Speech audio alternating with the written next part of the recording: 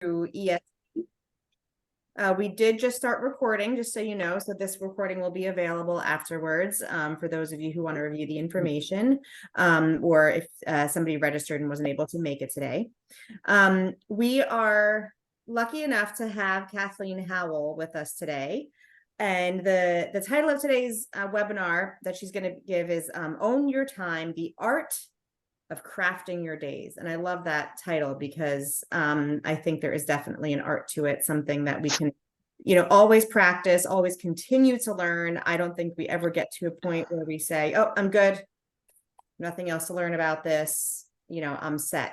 It's something we can always continue to improve on and learn, new ways to get better at managing our time. I know I can. I'm speaking, maybe for myself, but I know that I certainly can. So again, this webinar is being provided on behalf of ESP, Epsilon Sigma Phi, which is the Extension Professionals organization. I am the current president of the New Jersey chapter, Alpha Xi. And at the end, I'll give a quick reminder for those of you who may not be familiar with ESP, what we are, and some information on how to join, which I encourage you all to do. But for now, I am going to go ahead and turn it over to Kathleen Howell, Associate Director of Cooperative Extension. And I have the pleasure and the privilege of working across the hall from her. So she gets pulled into a lot of this stuff because I always know all the great stuff that she's working on and all the things that she can do to support our extension professionals. So Kathleen, thank you so much for being willing to always do these webinars for us. We really appreciate your time and your expertise. And I will now hand it over to you. No, thank you so much for having me. Actually, this is an area that is really, I'm very passionate about. So I get super excited, whether that's crazy or not, talking about this topic. And no, Rick, you're never lost, or none of us are lost. We're always, like Jen said, trying to craft this.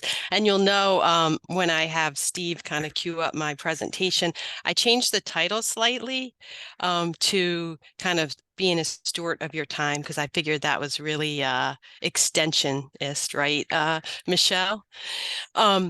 So as Jen shared, I'm Kathleen Howe, Associate Director of Extension. I see many familiar faces, so I'm sure and hopefully I have had some type of engagement with you. If you don't mind, if you can put in the chat what you're hoping to get out of this session.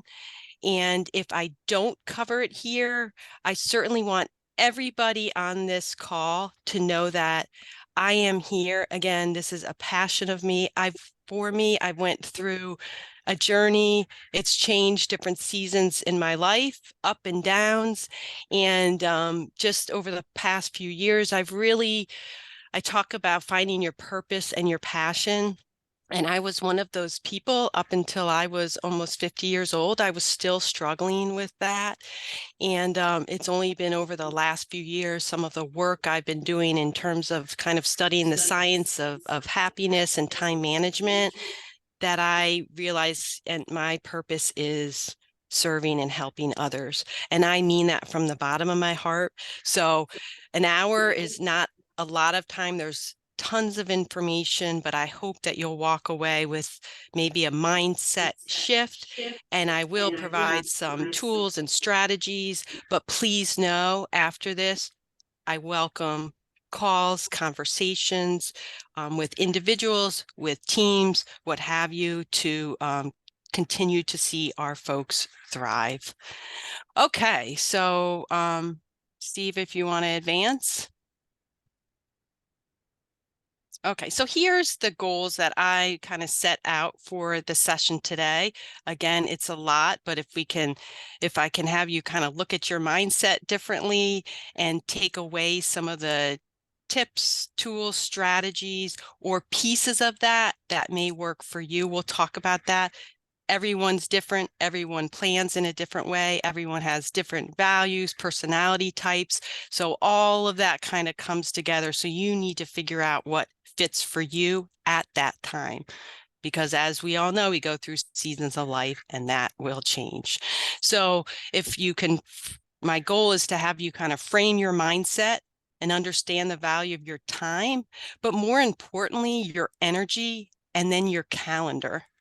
I'm going to highlight the importance and the relevance of having a routine, creating habits, and planning with intentionality. And we'll kind of talk about studies with successful people and the importance of having routines. And then I will introduce some strategies such as, which you may be familiar with, time blocking, time boxing, and maybe some other tips and tools. And then most importantly, I want you to remember the importance of protecting your time and energy. And sometimes that is saying no. So every time you're saying yes, you are saying no to something else. So keeping that perspective in mind. You could change the slide. Does this look familiar to any of you? It certainly does to me at points in my life, even maybe as soon as this morning. Steve, you can hit again because so I mentioned before about studies of successful people, and there's some really incredible books, some research studies out there on the study of successful people, what makes them successful. And in most cases, they really didn't look at it in terms of time. They looked at it in terms of values. You can go again, what is your purpose and passion? And sometimes we lose people with that because we think about, oh, let's goal set. Let's look at our vision. Let's look at our value. But I'm telling you, you really have to be intentional about that. You have to take a step back and think about what is important to you. What is important to your team, what's important to the community and those that you serve. And I'm talking, I know I'm talking to my extension family and we're talking about work, but it's so much more than work. So you want to come to work as your true, authentic self. And it's not just the work in extension, it's your whole environment and your life. So the priorities, so we'll talk about, I don't know if anyone's familiar, I would assume so, but with the Eisenhower matrix, so looking at it in the perspective of important versus unimportant. You can go, I'm sorry. Urgent versus non-urgent. So I'll share with you a little more information on that in terms of planning out your time. And then lastly, looking at creating sustainable habits. And there's a whole list here of habits. We won't go into that specifically, but it gives you an idea of the different types of habits that you may consider in your life. Okay, so what are the most valuable things in your life? So I want you to really think about this, take a step back. You could go again. Okay, so I want you to take a few minutes. We're going to share a video, and I want you to visualize yourself as being one of the students in this chair. And I will start by saying that for many of you, you maybe have not seen this video. I think you'll find it really inspiring. And those that have seen it, I really want it to serve as a refresher. So if you can go ahead, Steve, and share this.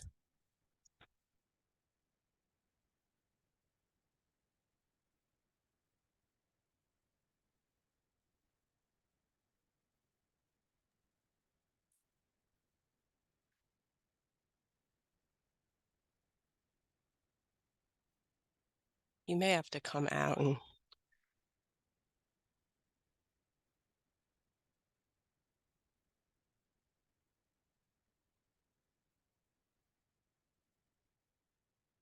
no, we cannot hear it.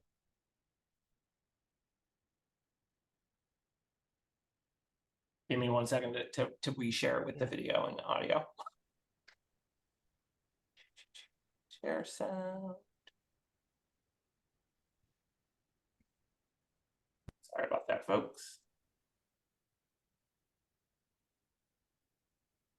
We all have this one life. You might have to go back just a little bit. Fleeting shadow amongst all that exists in this vast universe. We have the ability to accomplish anything, truly anything, if we use our time wisely.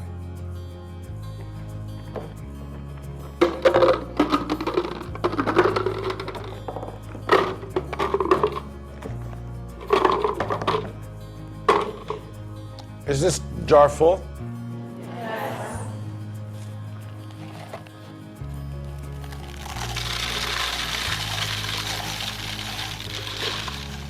And is it full now? Yes.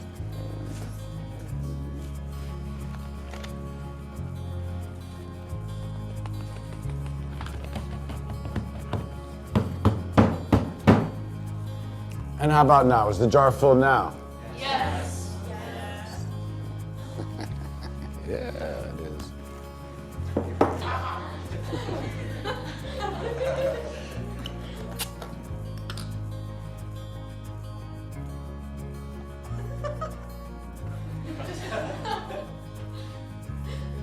Now, I want you to recognize that this jar represents your life.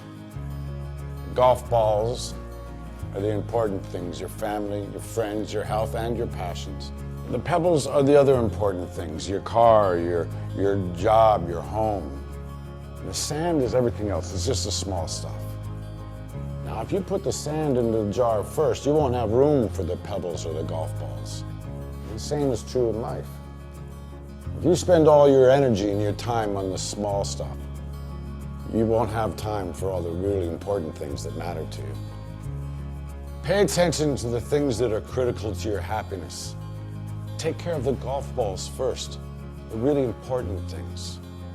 Set your priorities, because everything else is, it's just sand. Yes? Professor, what does the beer represent? I'm glad you asked. It goes to show that no matter how full your life may seem to be, there's always room for a couple of beers with a friend.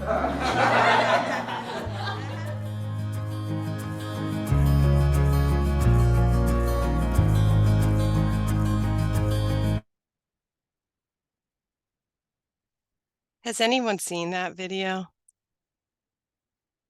No, I think it's truly inspiring because it really gets you to think big picture.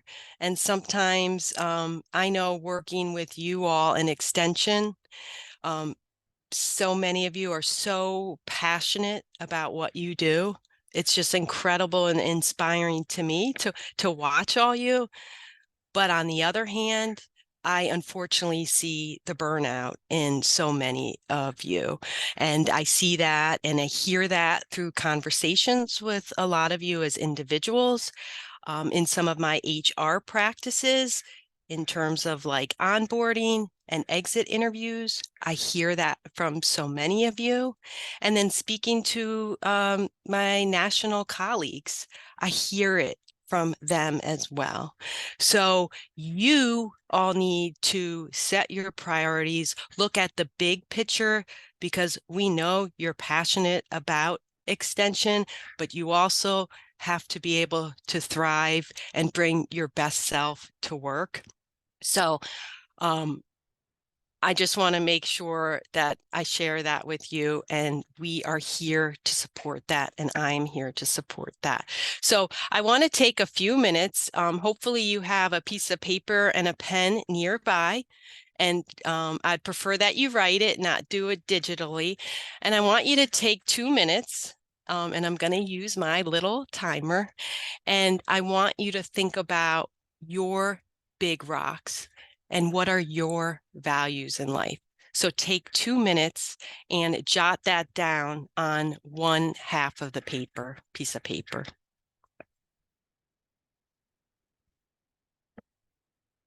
I'm actually going to not use that timer.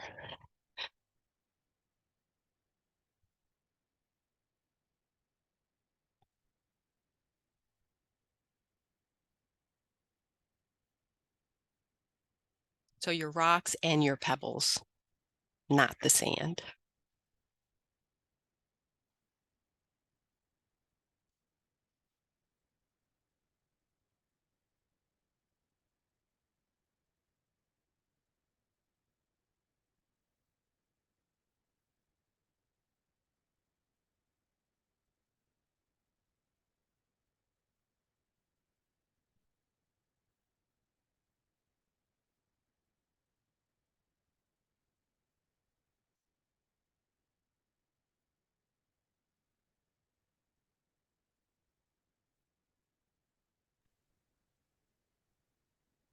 What were we supposed to be doing? Writing down what you value in life, your biggest rocks and your pebbles to fill your jar. Thank you. Sure.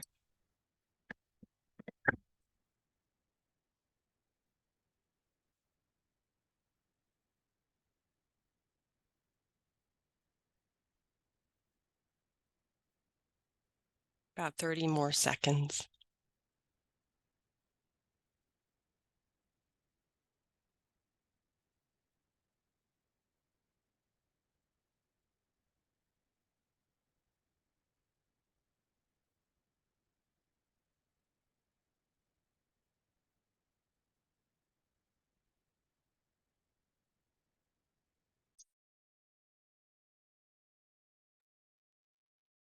Okay, now on the other half, if you could think about things that are causing you stress, either this week or perhaps going into next week. So things that are causing you stress.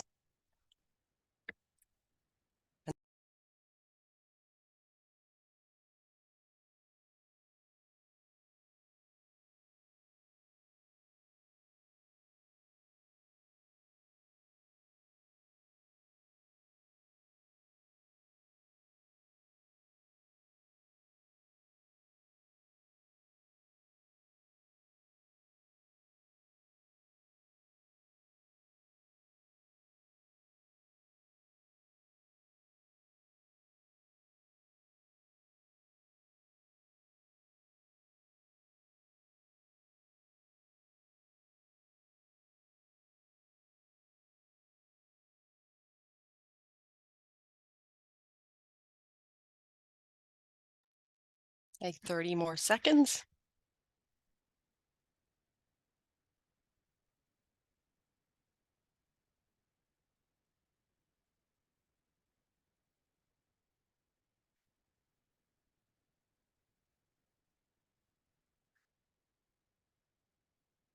I see a lot of heads down writing, so I think there's a lot of stresses.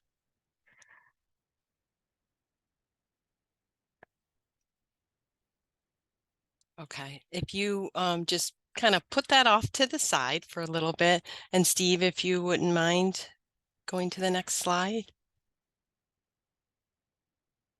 You can skip this. So this is just an example of the filled jar. Here are maybe some categories you might think of. So we'll kind of go back to this, but in terms of your stresses, I would encourage you to think about it in terms of different categories. These are just some examples, but you may want to group them. And when we kind of talk about planning out our week or our day, you'll think about it in terms of categories. You can proceed, Steve. Okay, so we're going to start kind of from big picture, and then we'll dive into the components of this. But I created this illustration, hopefully really to pertain to extension. Again, I want you to think about it in terms of work, but also in terms of your life outside of work, right? Because it's all about work-life balance, work-life integration. I would say oftentimes with extension folks, programmatic and administrative, it is work-life integration. We here in the higher education, we sometimes or oftentimes or don't quite fit the it's like a round peg, in a square hole. In terms of some of the policies and procedures and how we in extension work. So that is oftentimes a challenge, but it's really truly important to communicate throughout this entire process. So obviously we start with visualization. We think about, and you should think about this in terms of where do you see yourself next time in a year, like this time next year, right? Sometimes when people say, where do you see yourself in 5 years or 10 years? It's too far out for many of us. So I like to look at it like, where do you see yourself or where do you want to be in a year from now? Hopefully it's with extension, but it may not be. And sometimes you do have to ask yourself those difficult questions, and think of it in terms of life categories, like I was saying before. Then we'll talk a little bit about okay, where do you want to be? Let's create a plan. And we're going to talk about developing a plan of work. Again, we'll focus on the extension piece of that, but I want you to also think about it big picture, creating a plan of work for your other categories as well. The importance of setting goals with intention, and you'll see here in terms of the different types of goals. Then it's so important then to look at it on a quarterly basis. We'll talk about a weekly basis, which for me is really the secret sauce. And I think for me, that has been extremely life-changing. And it's just a little tweak, but you need to be intentional and you need to make time to do so. And then daily planning. And then most importantly, and this is where I think many of us kind of don't dedicate the necessary time, is really to review and reflect. And whether you do that through journaling, through, just taking time as part of your weekly review, during your performance appraisal, I'd like to encourage you to do it more than that, because you will see as you go through that you're looking at kind of the highs, the lows, the challenges, but then what can you do to overcome those challenges? So this hopefully will help you visualize the big picture, but now we'll move into some of the nitty gritty. So Steve, you can advance.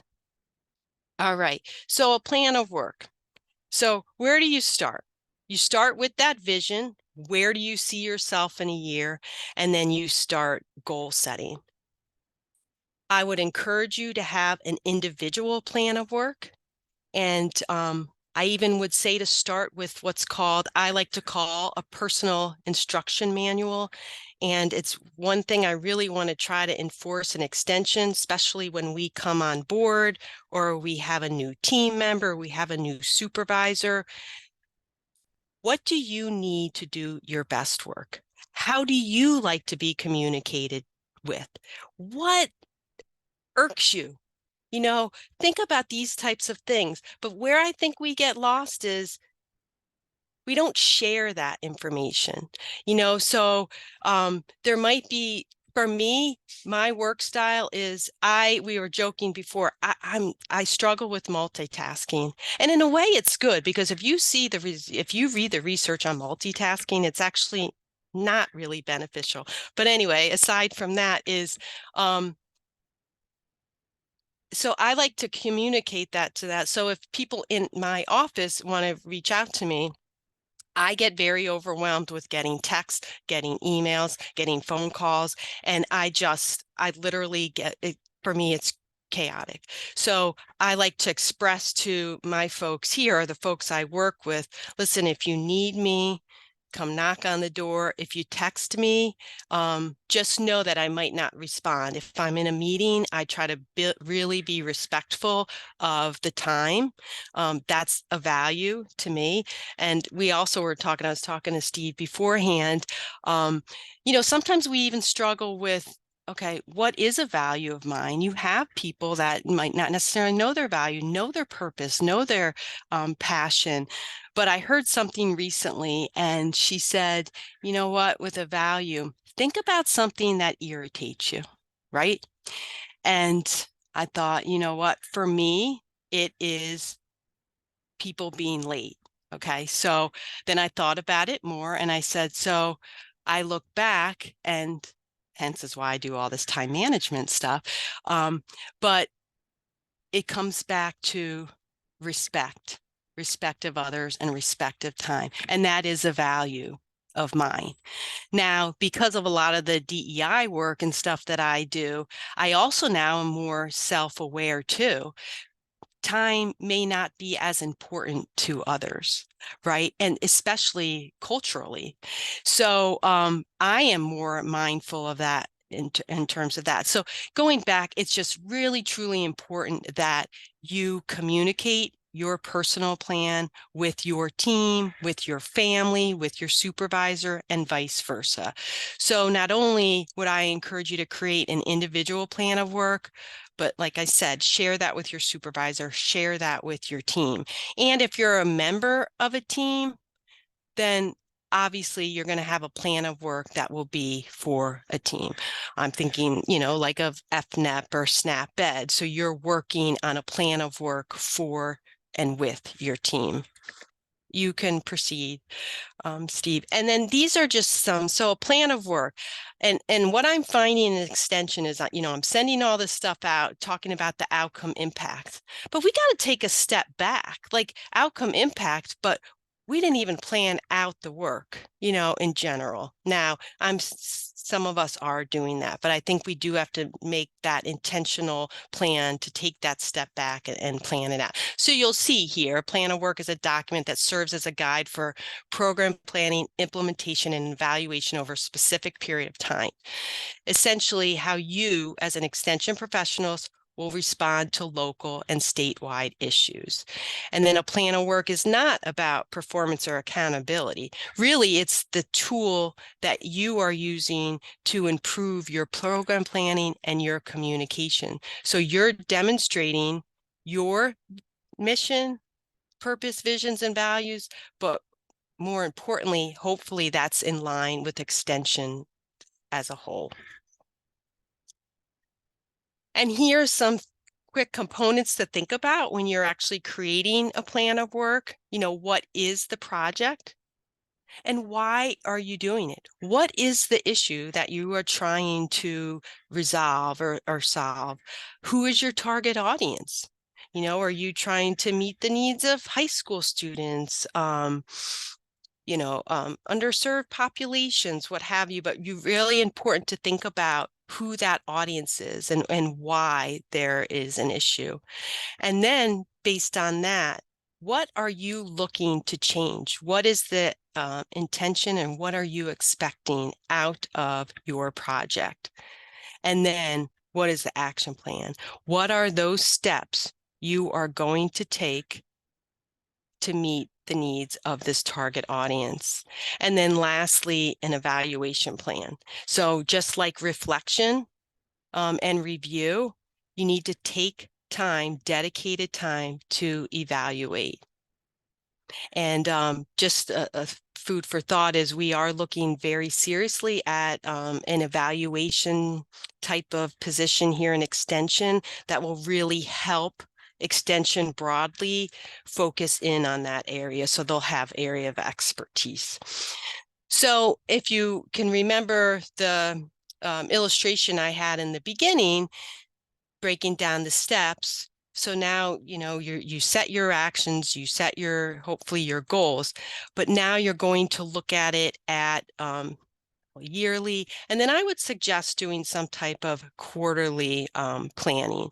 So here you'll see in terms of a plan of work, in extension, you'll probably want to break it out like this: summer, fall, winter, spring. So what are those major efforts? And again, think about this in your personal life as well. Me being a mother of two, older adults now, or children, or whatever you want to call them. Throughout my seasons of life too, I visualized my outside of work the same way, planning for the summer, fall, winter, and spring. And it's more general things. So again, now you're pulling out your paper with your values and your stresses, but that's going to help you kind of categorize that, and we'll go in a little more in depth. But I think this is sometimes a key that oftentimes people don't take the time to intentionally sit down and think this piece through. So I'd really encourage you to do it quarterly like this. You may just opt to do like fall and spring. And again, with extension, it's a little different, but do it in a way that works for you. But in terms of a plan of work, I think this is definitely a good start. Now, then you're going to most likely move towards hopefully some type of planning, monthly planning. And you'll see here, I just threw in a cute little fall November calendar. But you are now taking those big picture things and putting them onto your calendar. Now I didn't include it in this, but I have what I call as my 8 essential calendaring components. So I look at it and the C stands for something, the A stands for something, but I go through this as I'm planning out my month. And certainly my week, and I would be happy to share that with you.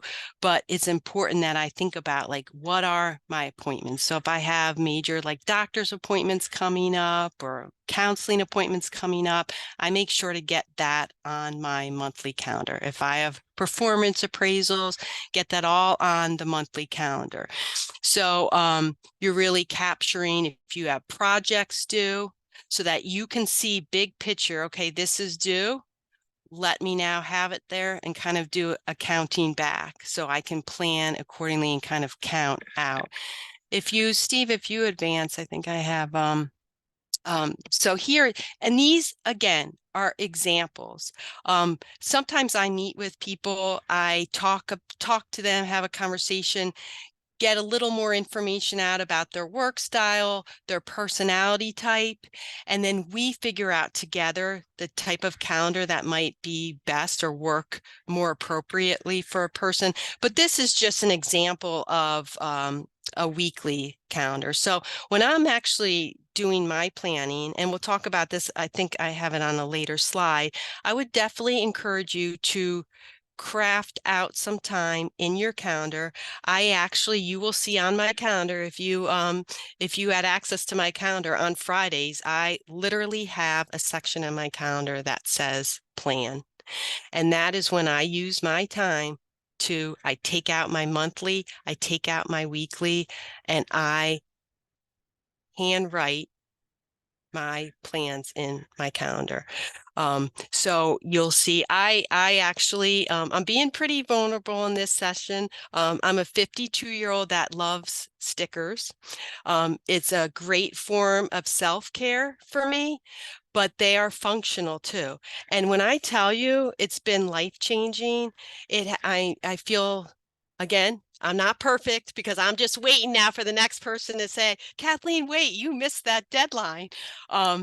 But it truly helps me visualize and plan out my week. So I use stickers to do that. It brings a little fun and joy, and we'll talk about that as well. And it actually supports a lot of local businesses because some of these folks that do these calendars and these stickers are absolutely amazing.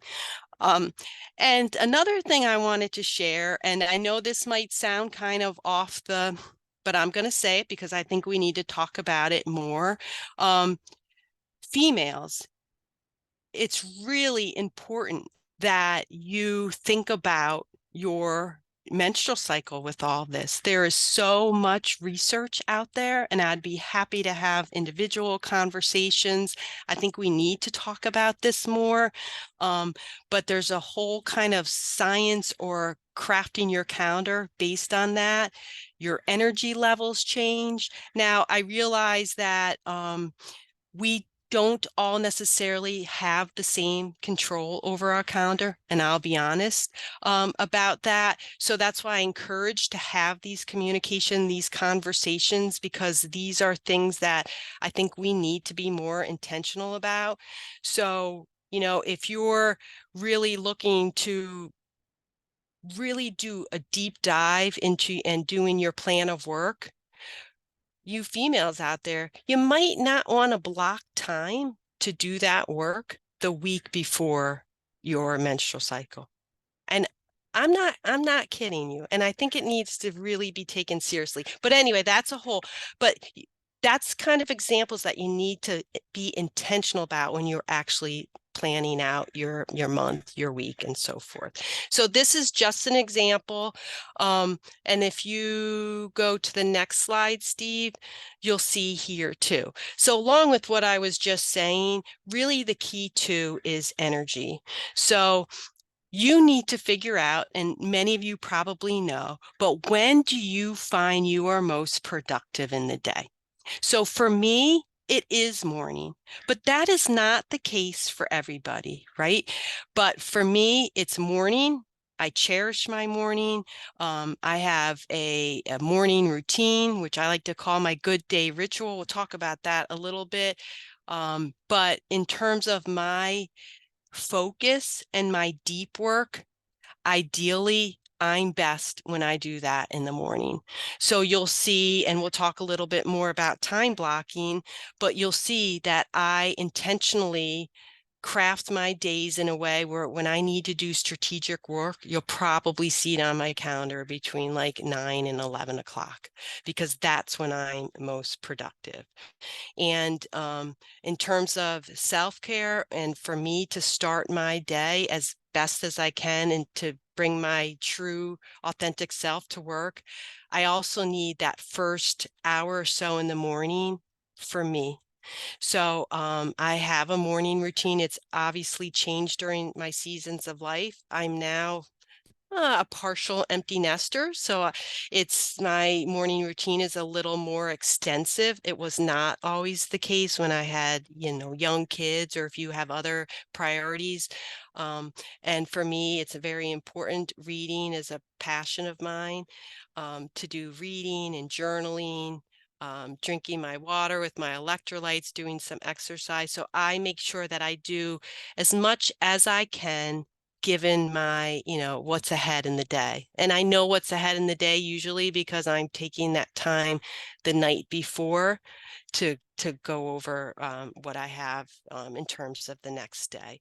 So it's really important, point being, that you need to really think about when your most productive day is. And I believe, Steve, if you go to the next slide, here is some things. If you're not quite sure, and most of you probably are at this point, but if you're not quite sure, you may consider looking at some of these things. So experimenting, maybe you think your most productive time of the day is in the morning, but you find through experimenting that maybe after lunch or early evening might be a more productive time of day. But that also may change depending on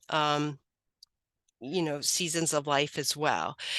Also, I would strongly encourage you, like every quarter, to conduct a time audit. And I have a sample in here.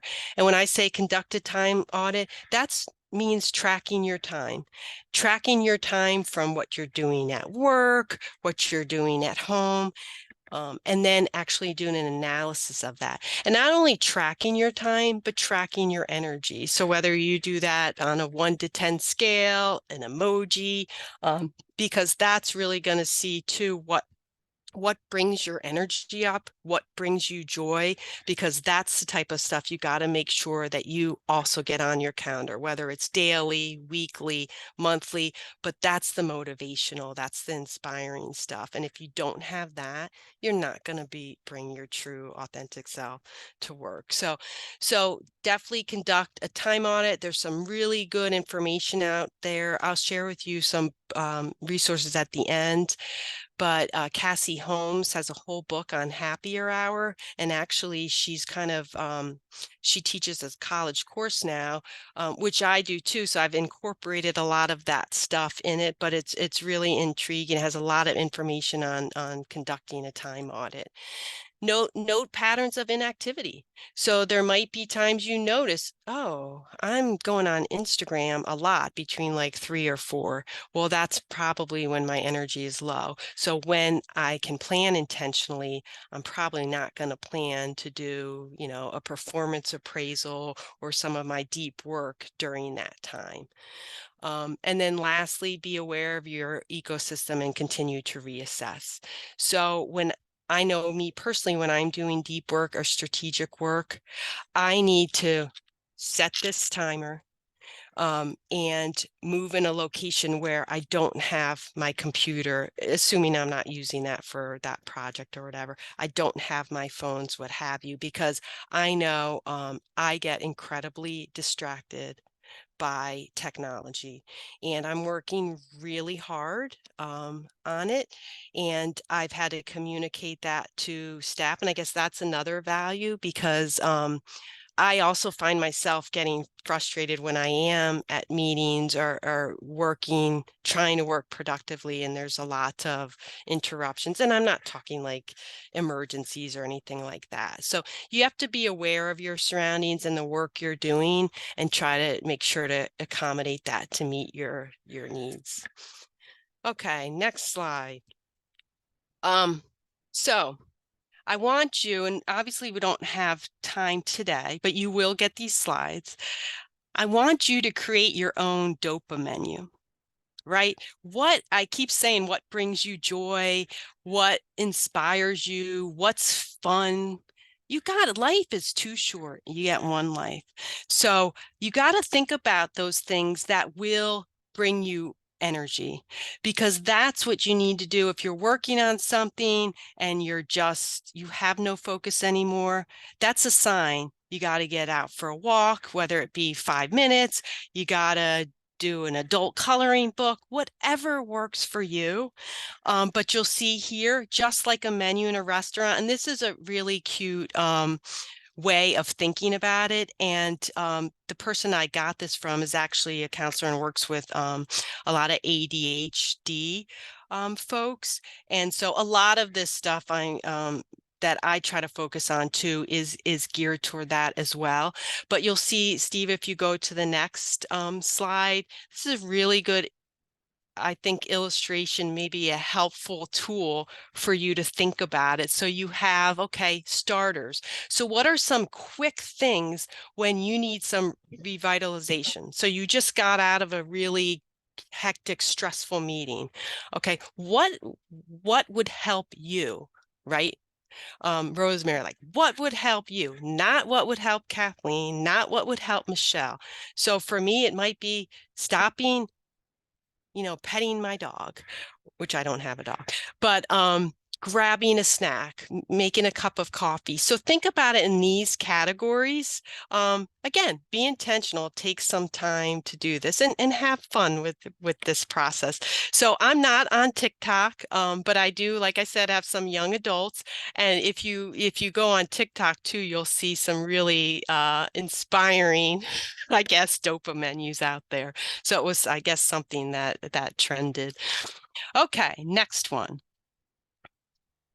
All right, and then focus. So you'll see in a lot of the research and a lot of the studies, they look at this differently, but identify your priorities. So as I had mentioned before, every night for me, I like to think about, okay, what are my priorities for the next day? I get overwhelmed.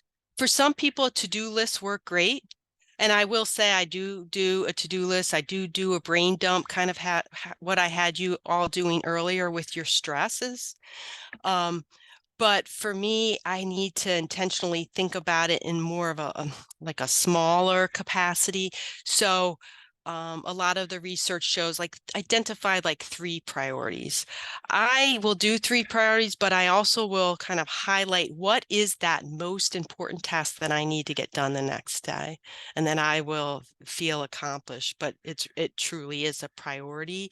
And then I make sure that I get that on my calendar. And depending on the nature of that task or responsibility, depends on when it will make it to my calendar.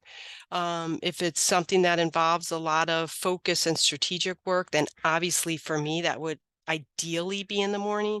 But let's be realistic. Sometimes we don't have that type of control of our calendar.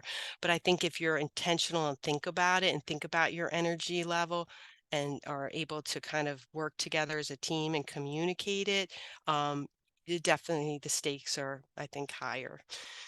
All right, next slide.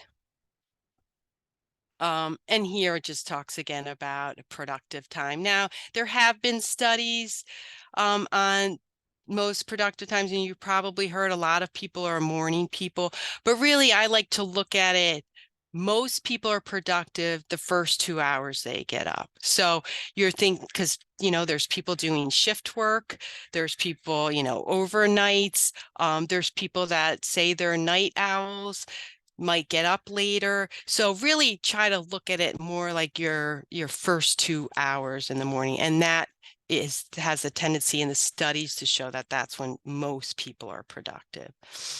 Next. All right. And then the daily planner. So you planned out your week.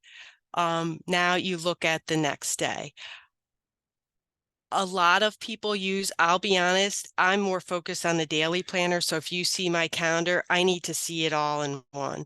But there are many people that prefer to do a daily plan. So they might look the night before and plan out their next day and actually do some time blocking or time boxing to fit that. Again, this is an example. Some people don't like the times, they like it open-ended. There's so many options available to you.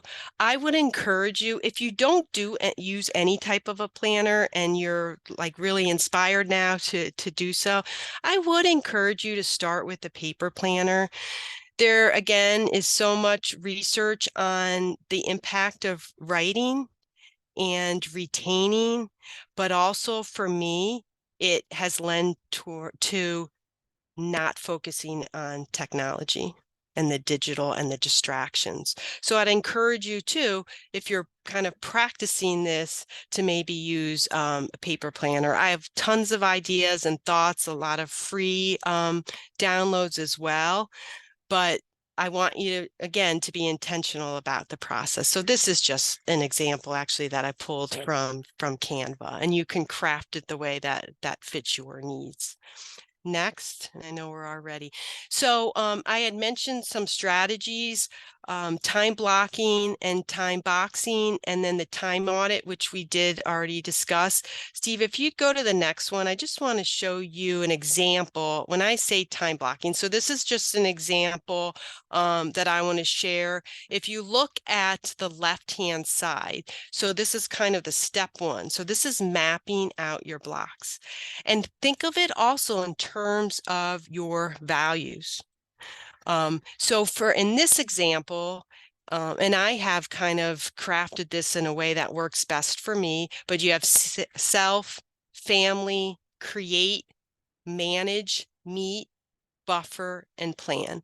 So when I mentioned to you earlier, I literally use that plan and I put it on my Friday calendar in the afternoon. I do often find myself doing a lot of planning on Sundays because that just helps me for the week. But you'll see here if you have like meetings, and again, I can also share with you my calendar strategies as well. I would encourage you to put time on your calendar for focus and deep work. Depending on the nature of your project, but faculty, you're working on publications, and if you don't get that time on your calendar, it's most likely not going to happen. And I think we all know that. And again, there are studies out there showing that like 90% of stuff that gets on your calendar will happen. And also it's important to note too that when you listen to this, some people just get overwhelmed and think, oh, this is way too much. But there's actually studies showing that every 1 minute of planning saves you 10 minutes. So if you think about that in a bigger picture, it's a lot of time you're actually saving. And I can tell you from personal experience that it has totally changed my life. And to the point that sometimes I think I don't give myself credit. I'm doing a lot of projects. Rosemary, don't laugh. But a lot of times I'm like not feeling overwhelmed because I have it planned out. And the important thing too is to stress the buffer. There's always going to be emergencies. There's always going to be hiccups. You try to do your best in planning, but you're never, that's always going to come up. So you have to make the best of it. But if you do allow for some buffer time when things do come up, when your boss walks into your office and says, I need this now, or your child calls, the nurse calls and your child is sick, if you do kind of block time or craft time in your schedule, that's just open white space, chances are you can to move some things to fit that way. Now, again, not everything is going to work that way, but I do find that that's a good technique and strategy to try. So here's an example of the time blocking. So time blocking is a little more specific than time boxing is a little more specific than time blocking. So one is kind of just time blocking is crafting out these like categories, whereas time boxing is actually intentionally saying, okay, I'm working on the outcome impact statement today, or I'm working on administrative tasks and getting email done at this time, what have you. Okay, the next one. This is just an example of a time audit that I would definitely encourage you to do. And if you can do, I would do it on a quarterly basis. Next one. This is the Eisenhower matrix that I referred to before. So I would encourage you to look at your stresses and think about it along these lines. So you have the urgent, the not urgent, the delegate, and the do later. So when you're feeling stressed, think about it in terms of this matrix, right? Because some things that might be causing you stress, they really might not be that important at that time. So it might be something that you can put off till next week or even next month. But it's a good framework, a good mindset to look at. So I think this is a really wonderful tool. But again, you have to be intentional about it. Next.